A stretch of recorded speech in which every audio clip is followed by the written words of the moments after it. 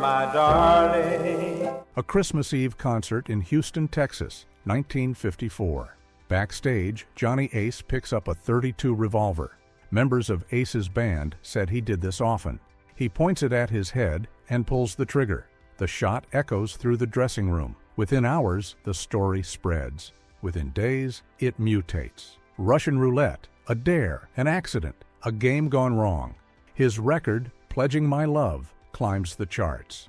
This isn't a story about tragedy selling records. It's about how a decade disguised death, violence, and grief as romance while pretending everything was fine. The 1950s are remembered for sock hops and soda fountains, clean-cut teens dancing to sanitized pop. But that soundtrack was darker than most admit. While parents worried about Elvis shaking his hips, teenagers listened to stories of fatal crashes, drownings, murder ballads, and suicides dressed as love songs. When adults tried to ban them, teenagers made these records bigger. The industry called them death discs. Broadcasters labeled them morbid. Censors deemed them dangerous. Teens simply called them hits. Post-war America needed optimism. The war was over, the suburbs were expanding, and television was arriving. Everything was supposed to feel new and better. Yet grief didn't vanish with prosperity. Teenagers navigated a world expecting cheerfulness while bearing recent trauma. Pop music became a pressure valve. Death became romance. Violence was melody. Tragedy entered the hit parade. Because they sounded safe with harmonies and teenage voices, they slipped past gatekeepers. But when spotted, reactions were immediate. Radio stations flagged them, the BBC listed them, and internal memos warned staff of morbid content. The term was death disc, not a genre, but a warning. My love will be true. Johnny Ace did not plan to die a legend. At 25, he was an emerging R&B singer with regional hits. Pledging My Love was just another ballad. Smooth, romantic, played at proms. Then came Christmas Eve, 1954. Details are disputed. Some say Russian roulette. Others say he was showing off a loaded pistol, unaware. Some suggest he was messing around between sets, spinning the cylinder and thinking it was empty. What is certain is the shot, the dressing room, and the body. Pledging My Love was released posthumously, becoming his biggest hit, not instantly, but as news spread and circumstances became legend. Duke Records faced a choice: pull the single out of respect or release it while attention was high. They pushed. For years, debates lingered. The music press mythologized it. Fans turned it into legend. The uncertainty became part of the story. Recklessness, fate, tragic miscalculation backstage with a loaded weapon. No one agreed, yet everyone kept talking and mentioning the song. This was where it changed. The song's success was more than the music. It was about death, mystery, the tragic coincidence of the record pressing. The timing turned a regional ballad into a national conversation.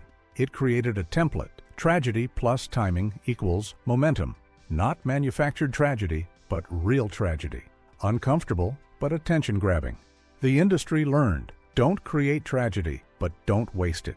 Sometimes the song doesn't even need to be about the tragedy. It just has to arrive simultaneously. Black denim trousers and motorcycle boots. 3 months after Johnny Ace died, James Dean crashed his Porsche Spyder on a California highway on September 30th, 1955, at age 24. The wreck was catastrophic, and news spread quickly. Black denim trousers and motorcycle boots was not about James Dean.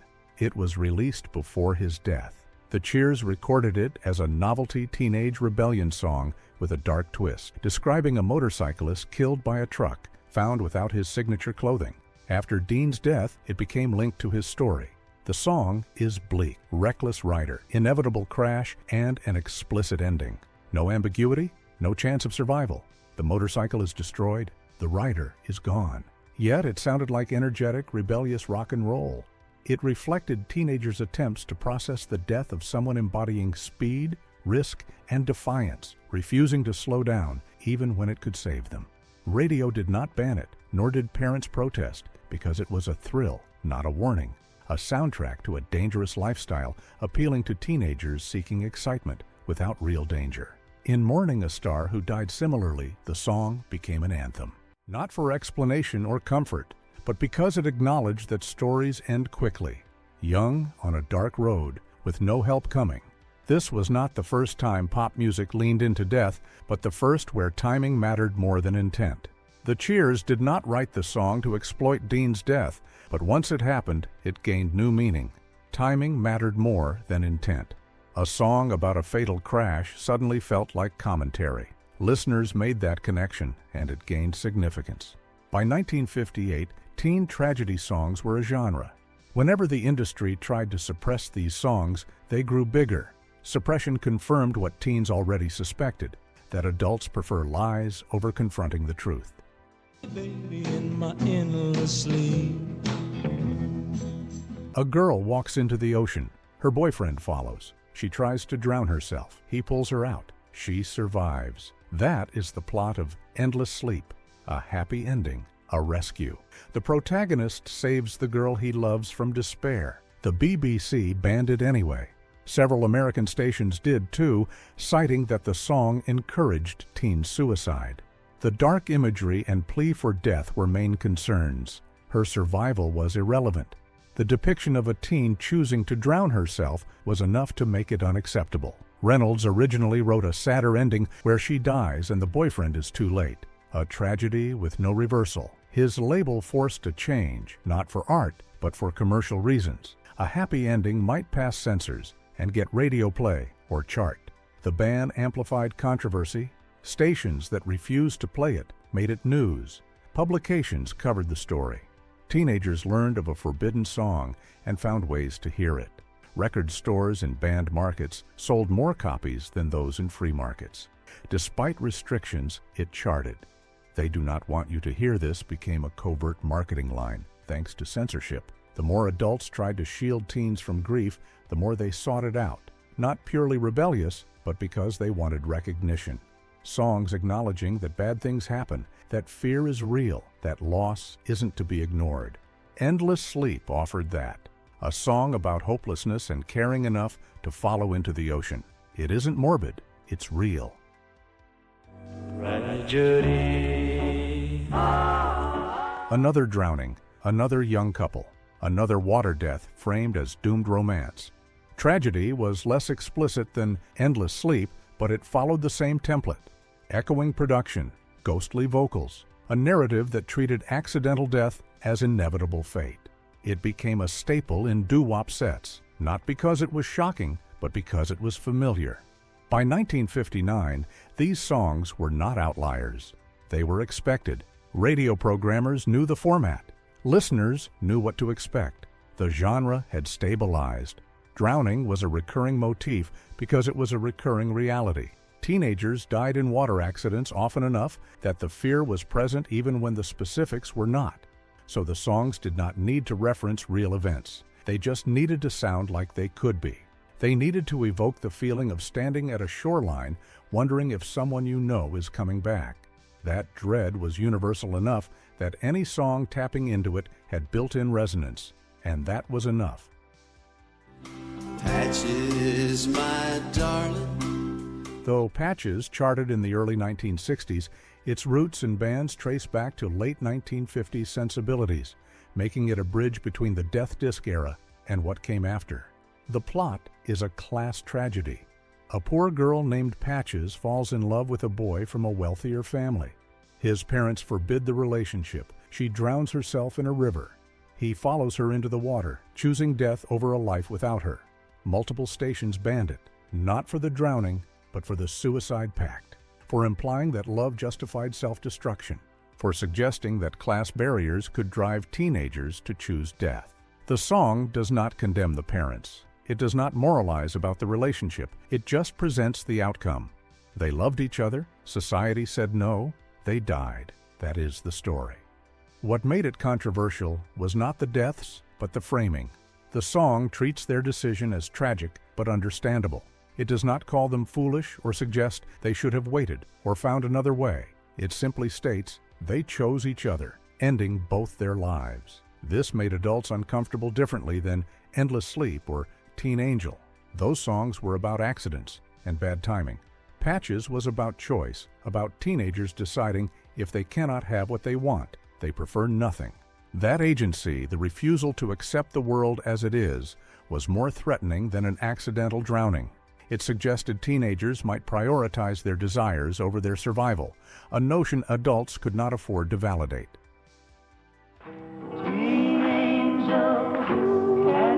This is the song that made the backlash unavoidable. The plot is clear. A teenage girl runs back to a stalled car on train tracks to retrieve her boyfriend's high school ring.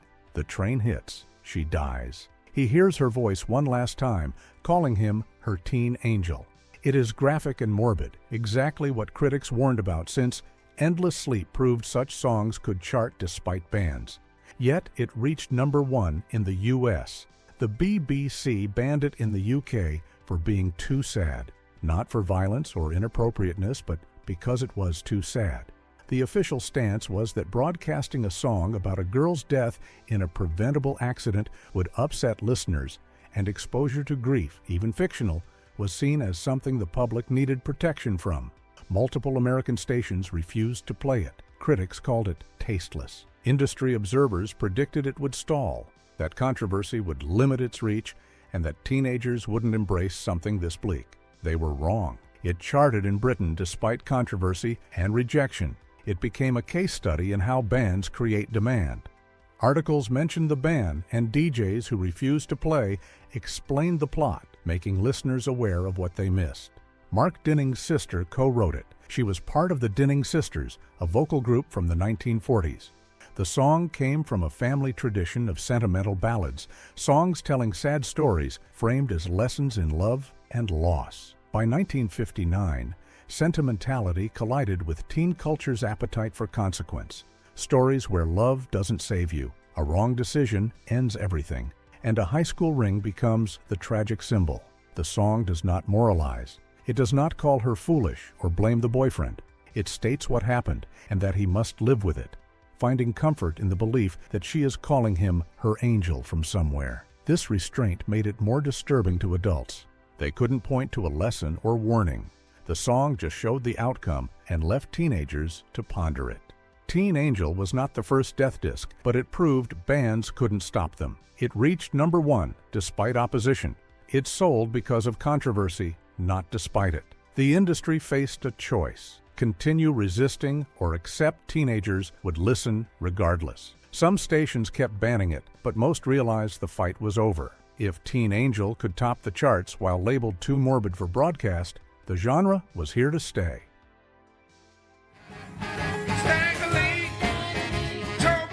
Not all darkness in 1950s pop came from teenage melodrama. Some stemmed from deeper, older sources. Stagger Lee hit #1 in 1959. It's a party, danceable, upbeat record that fills jukeboxes and gets requested at dances. You can swing and smile while listening, but it's also about murder. The story is real. December 1895, St. Louis, at the Bill Curtis Saloon. Billy Lyons and Lee Shelton argued over a hat. Shelton, known as Stag Lee, pulled a gun and shot Lyons, who died the next day. It was local news, a bar fight gone lethal. Yet it became a folk song quickly. Blues singers and ragtime pianists picked it up, and the story spread orally for decades, changing each time. Versions grew rougher, more brutal, more mythic. Stagger Lee became an archetype, someone who would kill over nothing and walk away unremorseful. Billy Lyons was the victim who never saw it coming. By 1958, Lloyd Price's recording softened the violence enough for Top 40 radio. The murder was still there, but his playful version, sung with a grin and bright arrangement, made it danceable. Stagger Lee charted higher and longer than most teen tragedy songs, faced no bans or resistance. It didn't sound dangerous but fun, making it more insidious, normalizing violence more effectively than death discs that announced their subject up front.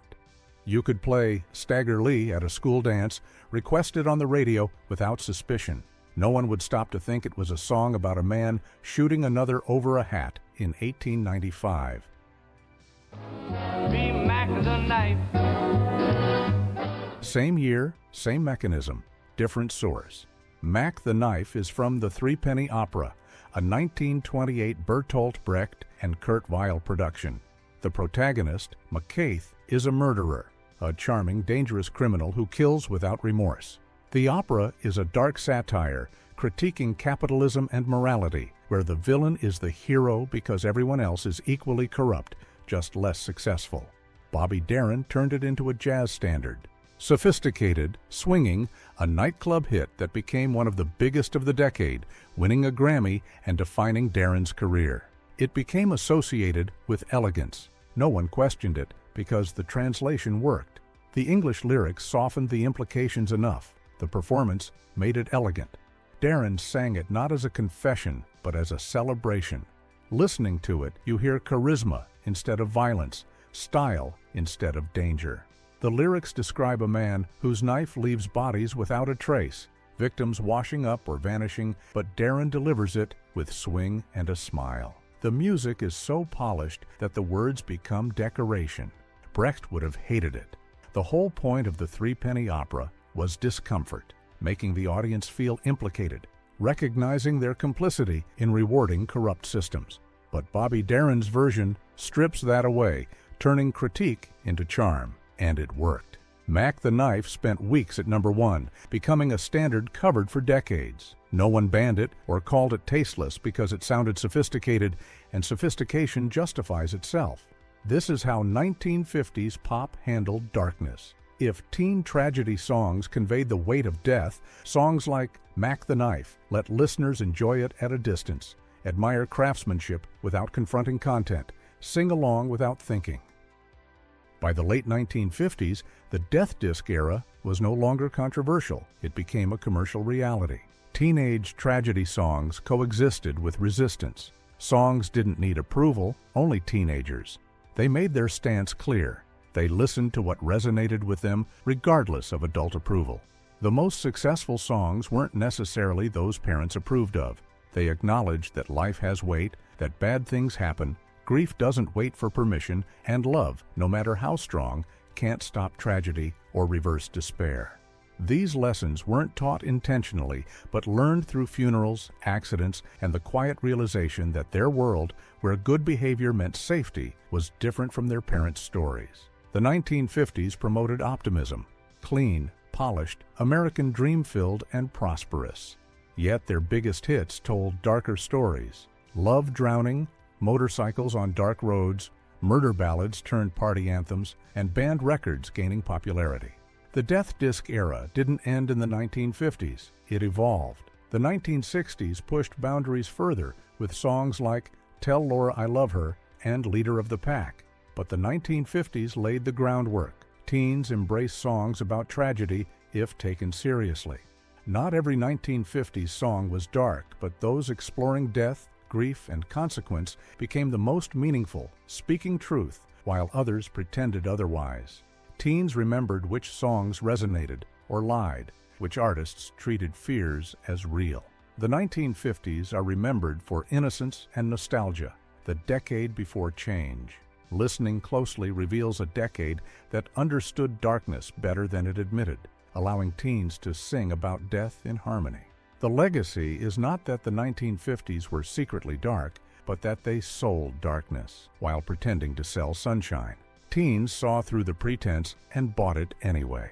The darkness was real, even if the framing wasn't. The death disc era wasn't an anomaly, it was inevitable. As long as life involves loss, music will include these themes. Gatekeepers can't control what young people hear. They'll find ways anyway. The 1950s proved this, and the lesson endures. If you enjoyed learning the stories behind these songs, subscribe to Music Ledger and check out our video on controversial songs from the 70s. Thanks for watching.